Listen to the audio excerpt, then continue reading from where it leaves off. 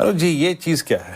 मतलब बात हुई ना मैं 23,000 की, बट देखिए ना रोज़ बरोज़ वो सेक्टर सब इस तेज़ी में ये प्रॉफिट टेकिंग के आलम में जुड़ते जा रहे हैं।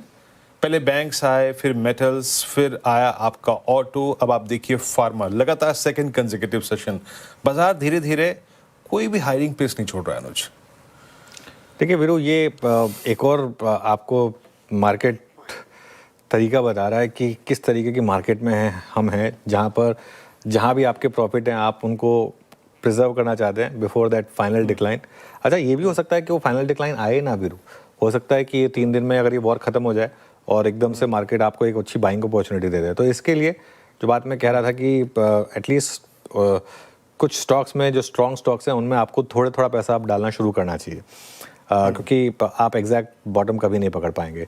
लेकिन ये एक तरीके से अगर आप चाहते हैं कि मार्केट बॉटम आउट कर जाए तो अच्छा तरीका यही है। मार्केट बॉटम आउट ऐसे ही करता है, एडवांस डिक्लाइन एकदम खराब, सारे के सारे सेक्टर्स गिरना शुरू हो जाते हैं। अच्छी खबरों पे भी मार्केट रिएक्ट नहीं करता, खराब खबरों पे मार्केट ओवर रिएक्शन दिखाता है। जैसा आज बंधन बैंक के केस में हुआ, खबर तो आई भी नहीं है लेकिन स्टॉक 10% गिर गया, ठीक है ना। IDBI बैंक के केस में देखिए आप, खराब खबर आई लेकिन 16% स्टॉक गिर गया। तो ये एक क्लासिकल डेफिनेशन है जब मार्केट उस फेज में होता है जिसमें आप बस बेचना चाहते हैं। अभी हम उस फेज में जा रहे हैं। दिक्कत पता है क्या है, जैसे पैराबोला में होता है ना, पैराबोला में आपको ये नहीं पता होता कि एग्जैक्टली कितना ऊपर जाएगा वो। ऐसे जब वो नीचे आ रहा है तो हमें पता नहीं कि अभी ये कितना और नीचे आ सकता है। तो ये वो फेज डिसाइड करना ना, वो काफ़ी टफ होता है। देखिए एक और चीज़ समझिए, क्रूड अभी भी बाजार के लिए एक बहुत बड़ा खतरा है। अभी भी ब्रेंट क्रूड आप देखें, अब छोड़ दीजिए आप, अब तो हम 105 के ऊपर आकर सेटल हो गए और अब हल्का सा भी रत्ती भर भी इसमें मूव नहीं आ रहा डाउन साइड का। जितने भी मूव आ रहे हैं सारे के सारे अपसाइड पर आ रहे हैं और कहीं ना कहीं हर कोई चाहता है कि वो स्टेट ऑफ हॉर्मुज़ मामला सुलटे, सब कुछ ठीक हो, लेकिन नहीं हो रहा है। और फैक्ट ये है कि अगर ये इस तरीके से चला, 105 के ऊपर टिका ये, तो ₹95 तक भी जाने का रिस्क है। आज तो फिर भी ठीक है, थोड़ा सा रुपी स्टेबल है, लेकिन $95 तक जाने का रिस्क है। ऐसे में FII की सेलिंग यहाँ से रुकने वाली नहीं है। हाँ, ये हो सकता है कि जो हमने फ्राइडे को 10,000 करोड़ का नंबर देख लिया वो थोड़ा सा एक वन ऑफ हो, आज हो सकता है 5,000 करोड़ बिकाओ या थोड़ा और कम बिकाओ, ये पॉसिबिलिटी है। लेकिन रहेगी तो सेलिंग अभी कुछ टाइम के लिए FIIs की। अच्छा, एक इंटरेस्टिंग चीज़ हो रही है मिड कैप और स्मॉल कैप। अब यहाँ पर मैं कहूँगा कि अब देखिए सेंस ये बन रही है, ये जब हम, आपको याद होगा हम कल वडोदरा में कैंप कर रहे थे, उसमें भी ये बात निकल कर आई थी कि हो क्या रहा है कि FII की इतनी बड़ी सेलिंग हो रही है, उसको DII पूरा का पूरा एब्जॉर्ब कर रहे हैं जी। तो मिड कैप और स्मॉल कैप इस समय एक सॉर्ट ऑफ, जैसे कहते हैं ना, एकदम अनाथ हो गए हैं, कोई देख नहीं रहा उनकी तरफ। तो उसमें इन दैट केस वहाँ पर सेलिंग आ रही है और वहाँ पर रिटेल हाथ खड़े कर रहा है, क्योंकि रिटेल का पेन बहुत है। ये कमेंटेटर्स के लिए कहना बड़ा आसान होता है कि बाय करिए, पिछली बार देख ली वॉर पे आपने बाय किया तो पैसा बना होता, जिसका पैसा लगा है डिसीजन दुख दर्द उसी का है, उसको पता है कि कैसे वो है, तो इसके लिए। लेकिन मेरा ये मानना है कि स्मॉल और मिड कैप में अच्छी क्वालिटी के स्टॉक्स में वैल्यूएशन आती जा रही है अच्छी, कंफर्टेबल।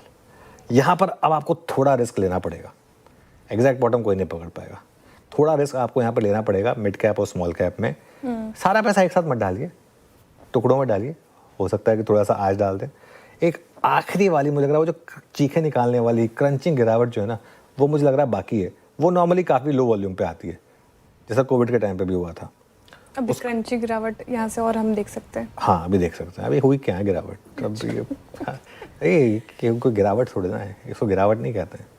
गिरावट तो लोगों ने देखी नहीं। इन्वेस्टर्स की चीखें निकल गई है सर, लहूलुहान है पोर्टफोलियो। उसमें मार्केट कुछ नहीं कर सकता, वो मार्केट का आउटलुक नहीं है। 58% गिर गए थे हम एक बार मिड और स्मॉल कैप में। कोई मतलब ये कोई लॉजिक नहीं है कि बस अब इतना गिर गए तो बस अब और नहीं गिरेंगे मार्केट में, ये कोई रूल थोड़ा ना है। वो अगर ऐसा रूल चाहिए तो FD में जाइए, तो स्टॉक मार्केट में नहीं जा सकते आप। खैर कोई बात नहीं, एटलीस्ट हमें एक शॉर्ट कवरिंग का एक फेज मिला है ना, भले ही जहाँ भी मिला हो एक फेज मिला, अच्छी शॉर्ट कवरिंग थी। अगर आप कंपेयर करें डेलो से, it was more than I think one time, एक समय शायद आप उसे कह सकते हैं वो लगभग 550 पॉइंट की थी, है ना। कैसे अप्रोच करें इस शॉर्ट कवरिंग के सेशन को, कल के लिए व्यू क्या रहेगा अनुज? बिल्कुल। अच्छा मेरे, आपके भी व्हाट्सएप ग्रुप एक्टिव हो गए होंगे कि देखा, मैंने कहा था ना आज की बस मार्केट में हो गया बॉटम और आज से आएगी रैली, और जितने भी मार्केट के ग्रुप है उसमें शुरू हो जाता है ना, तो वो ठीक है, वो part and parcel of the game है। देखिए ये जो पिछले 1 घंटे का मूव है, इसको सिर्फ एक relief rally, short covering move ऐसा कुछ समझे। आई थिंक इस समय हम एक सिचुएशन में हैं जहां ओवरनाइट रिस्क आई थिंक बहुत कम लोग कैरी करना चाहते हैं। इवन शॉर्ट साइड पर भी आप ओवरनाइट रिस्क नहीं करना चाहते इस मार्केट में। लेकिन मेरा व्यू ये है कि आप अपनी फंसी हुई पोजीशन से बाहर निकलें, इस रैली को यूज़ करके कोई भी लॉन्ग पोजीशन ओवरनाइट ना कैरी करें। हेज करना चाहें तो दिक्कत ये होगी कि ऑप्शंस काफ़ी महंगे हैं, तो उसमें आप हेज नहीं कर पाएंगे। ओवरनाइट क्या डेवलपमेंट हो जाए हमें नहीं पता। अब देखिए वीरू, हो सकता है कि कल निफ्टी में 200 पॉइंट का गैप अप हो जाए, और इन दैट केस मैं बोल रहा हूँ कि आप न्यूट्रल रहें, और कल सुबह अगर गिफ्ट निफ्टी 200 पॉइंट ऊपर हो तो आपको लगेगा कि मैंने क्यों नहीं कैरी किया, वो रिस्क रहेगा। लेकिन वो 200 डाउन हुआ तो उसका रिस्पॉन्सिबिलिटी कौन लेगा? तो मैं तो नहीं लेना चाहता कम से कम। तो इसके लिए मेरा व्यू तो बहुत सिंपल होगा, कल सुबह अगर मार्केट गैप अप खुले, गैप डाउन खुले, अभी तो मैं ये कहूँगा कि आप कोई पोजीशन ना कैरी करें, क्योंकि कोई भी स्टॉप लॉस आपको ओवरनाइट रिस्क से नहीं बचाएगा। स्टॉप लॉस आप इंटरडे में लगा सकते हैं, ओवरनाइट में थोड़ा ना कोई आप स्टॉप लॉस लगा सकते हैं। वो खुलेगा ही अगर आपके लेवल के नीचे, फिर क्या आएगा स्टॉप लॉस रहेगा। ये रैली कभी भी फेल होने का रिस्क रहेगा। अभी भी बड़ा ट्रेंड डाउन साइड का है। हाँ, ऐसे 3-4 दिन और मिल जाए जिसमें हम इस तरीके से डे हाई पर अगर बंद हो जाए तो ज़रूर थोड़ा सा कॉन्फिडेंस आएगा।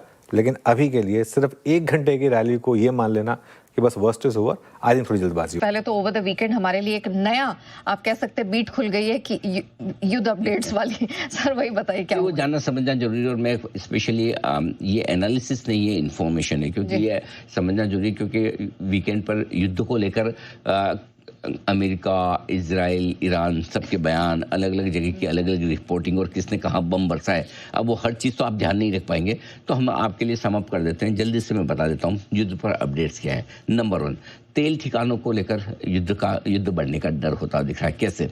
अमेरिका ने ईरान के एक्सपोर्ट सेंटर्स खर्ग करके जो जगह है, वहाँ से ईरान का 90% तेल आता है, और वहीं पर अमेरिका ने हमले किए ईरान के तेल ठिकाने पर। ये हमला नया होता हुआ दिखा है।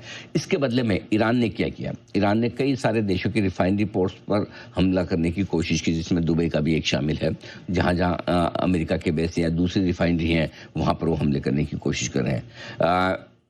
ट्रंप ने ईरान को मजाक कह दें, या मस्ती में कह दें, या हल्के अंदाज में कह दें, या सरकास्टिक तरीके से कह दिए। उन्होंने कहा कि आपकी रिफाइनरी के पास हमने हमला किया, टर्मिनल पे खर्ग में रिफाइनरी छोड़ दी है, तो ज़्यादा हवा में मत उड़ो, मुझे मजे लेने होंगे तो फिर से मैं मिसाइल डाल दूंगा।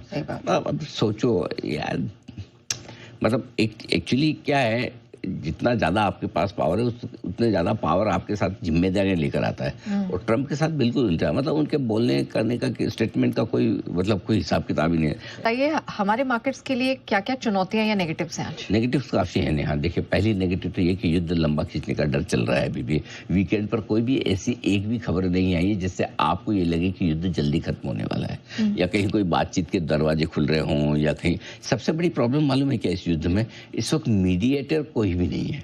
कोई ऐसा देश नहीं दिख रहा जो ईरान और अमेरिका को एक साथ लेकर बात कर सके, क्योंकि ऐसा ईरान के पास ज़्यादा दोस्त कोई बचे नहीं, ठीक है। और अमेरिका के साथ मीडिएशन करने में एक रिस्क और क्या है कि आप ट्रंप और मैं ईरान हूँ, और बीच में कोई मीडिएशन करने वाला बैठा है।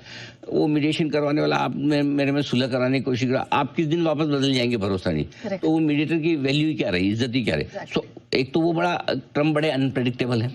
दूसरी ये सारी समस्या है कि कराए तो कराए कौन? ऐसा कोई भी एक ऐसा देश नहीं जिस पर ईरान को भी पूरा भरोसा हो, करेक्ट। और जो ऐसा देश हो सकता उसको ट्रंप पे भरोसा नहीं, तो बातचीत शुरू कहाँ से हो? वही समस्या सबसे बड़ी आ रही है। तो अभी तक कोई ऐसा मिला नहीं जो कि ये करा सके। हमारे लिए हो सकता है कि हम ईरान अमेरिका के दोनों के दोस्त हैं, लेकिन शायद हम इस झंझट में पचड़े में पड़ेंगे नहीं। बात कि क्या है वो ट्रंप का क्या कुछ बोल दे कर दे, छब्बेजी बनने के दुबेजी रह जाए, बोले ठीक है यार अपना अपना देखो, है ना। सो सबसे बड़ी चीज़ है कि युद्ध लंबा खींचने का डर है। दूसरा, वीकेंड पर तेल ठिकानों पर हमले शुरू हुए हैं। ईरान ने भी किया, अमेरिका ने भी किया, ये ठीक नहीं है। होर्मुज जल्दी नहीं खुलने के संकेत सारे के सारे हैं।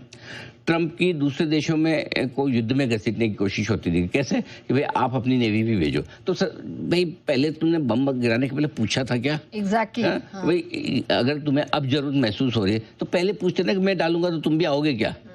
तब तो नहीं पूछेंगे, लेकिन अब जब भेज रहे थे तब तो अकड़ में चौड़े में कि नहीं ब्रिटेन का नहीं चाहिए, थैंक यू वेरी मच है, अब तो हमने सब कर दिया तो अब इस आदमी का कोई ठिकाना ही नहीं है, कब क्या स्टेटमेंट बदल देगा कुछ मालूम नहीं। 3 दिन पहले बोल रहा था ब्रिटेन की जरूरत नहीं, अब ब्रिटेन को बोल रहा है। मतलब ब्रिटेन स्टारमर साहब को भी एक अच्छे से लिख के देना चाहिए, बोले पुराना ट्वीट पढ़ ले तू अपना, बराबर है, समझ में आ जाएगा। तो ये सारी चीज़ें अब आइए मार्केट पर, तो एकदम परफेक्ट है, मार्केट लेवल को रेस्पेक्ट करते हुए दिख रहा है, वो एक अच्छी बात है और बढ़िया रिकवरी भी आते हुए दिखी है। आज की रिकवरी सबसे बढ़िया बात क्या है, देखिए इस रिकवरी की खास बात क्या है वो आप समझिए। अगर कोई एक ऐसी खबर आपको आ जाए, कच्चा तेल हो गया $95, $98, 106 छूकर 100 के नीचे आ गया, मूड खुश हो जाएगा। डाउ फ्यूचर 500 पॉइंट ऊपर नजर आए, आपका मूड खुश हो जाएगा। आपको कोई एक ऐसी खबर आ जाए कि चलो आज ईरान की तरफ से कोई पॉजिटिव स्टेटमेंट आया है, या कोई एक ऐसी खबर आ जाए जो बोले कि अमेरिका बोले कि हमारा काम हो गया, अब हमले खत्म कर रहे हैं, अब हमने सब वो कर दिया जो करना था, या हम बातचीत करके ख़त्म कर रहे हैं, कुछ भी। सबसे बड़ी बात तो ये है कि ये सारी जो अच्छी अच्छी चीज़ें बोली इसमें से मैं एक भी चीज़ नहीं हुई है। हाँ, करेक्ट। अगर उसके बावजूद रिकवरी, तो वो रिकवरी फिर आपको बता रही कि आज की रिकवरी किसी खबर की वजह से या किसी मजबूरी की वजह से, किसी अच्छी खबर पे शॉर्ट कवरिंग की वजह से नहीं है। हाँ। ये बाय चॉइस है, नॉट बाय कंपल्शन है। एक अगर कोई भी अच्छी खबर पे आपको बढ़ना पड़ता है, बुरी खबर पे गिरना पड़ता है, वो समझ में आता है, लेकिन ये बिना किसी खबर के। दूसरी बात ये कि गैप से खुले, थोड़े बढ़े, वापस प्रॉफिट बुकिंग भी आई, पूरे दिन भर स्ट्रगल किया, जब आप अंत में दिन की ऊंचाइयों की तरफ जाकर बंधने की कोशिश कर रहे हैं, ये बाजार की ताकत दिखाता। तो पूरे आज 11 ट्रेडिंग सेशन के बाद बाजार ने पहले दिन ताकत दिखाई कि हम बिना खबर के बढ़ रहे हैं, स्क्रीन पर बढ़ रहे हैं, डे हाई पर बंद होने की कोशिश कर रहे हैं। ये एक बड़ा स्टेटमेंट मार्केट देने की कोशिश कर रहा है, जो समझना चाहिए इसको। तो क्या ये शॉर्ट टर्म बॉटम के तौर पर देखिए? नहीं, एक्चुअली सी मैं बॉटम वाली चीजें जितनी भी आप बार बार पूछे, मैंने इसके कल के लिए रिजर्व रखी है। कल का एक्साइटमेंट आप खत्म ना करें, तो मार्केट ठीक है, आज आगे आए वो रिकवरी। हालांकि जब 2 बजे हमने शुरू किया तब तो मार्केट वैसे भी लाल में था, तब तो कहीं ऐसा भी नहीं कि 23,100 के नीचे था, तो ये शो तो हम आज ही करने वाले थे, लेकिन आज कुछ और डेटा क्रंचिंग में समय लग गया, तो आज पूरा उसको फाइनल टच नहीं दे पाए। कल सुबह हम करेंगे और इसका जवाब भी आपको मिलेगा कि बॉटम बन गया नहीं बन गया। लेकिन पॉइंट है, अभी भी नो डाउट ट्रेंड आपका कमजोरी का, मंदी का बदला नहीं है। उसके लिए कुछ लेवल्स को पार करके आपको ऊपर बंद होना जरूरी है। सबसे पहली चीज तो ये कि चाहिए आज 23,500 के ऊपर तो बंद हो, आप 23 और 54,750 के ऊपर तो बंद हो, जो अभी तक नहीं दिख रहा है। तो आज सिर्फ ये कि आपको बिना किसी बुरी खबर के रिकवरी मिली है, वो अच्छी चीज है। बस आज के सेशन में ये इंपॉर्टेंट नहीं कि आपके 1% बढ़ गए, गिरना बंद कर दिया, ये इंपॉर्टेंट नहीं है। इंपॉर्टेंट ये है कि आप बिना किसी पॉजिटिव खबर के बढ़े। इसका मतलब है कि सिर्फ डिमांड और सप्लाई की वजह से बढ़े। डिमांड और सप्लाई का मतलब क्या है, या ये इसका मतलब है कि जो एग्रेसिवली बेचने वाले थे, एक बार उन्होंने या तो हाथ रोका है, या जिनको खरीदना है उन्हें सोचा कि अब ये लेवल ठीक है यार, 23,000 पे ले लेना चाहिए।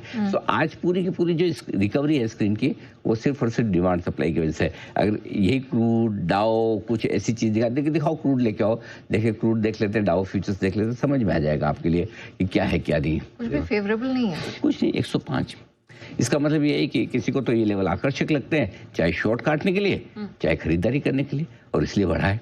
लेकिन आपका जो सवाल है कि बॉटम बन गया, जवाब ना है, क्योंकि अभी तक वो संकेत नहीं मिला है जिसमें आप ये सीधा सीधा कह सकें कि आपने आज जो 22,950 का लो बनाया है, या 53,250 का लो बैंक निफ्टी पे बनाया है, वो टूट नहीं सकता। उसके लिए कुछ लेवल के ऊपर बंद होना जरूरी है, जो आज तो होते हुए नहीं दिख रहा है। जो कि ये पहला है 23,500, दूसरा 54,750, दोनों से हम नीचे ही बंद होंगे। लेकिन फिर भी रिलीफ रैली जरूर इससे कहा जा सकता है, ये आप मान सकते हैं।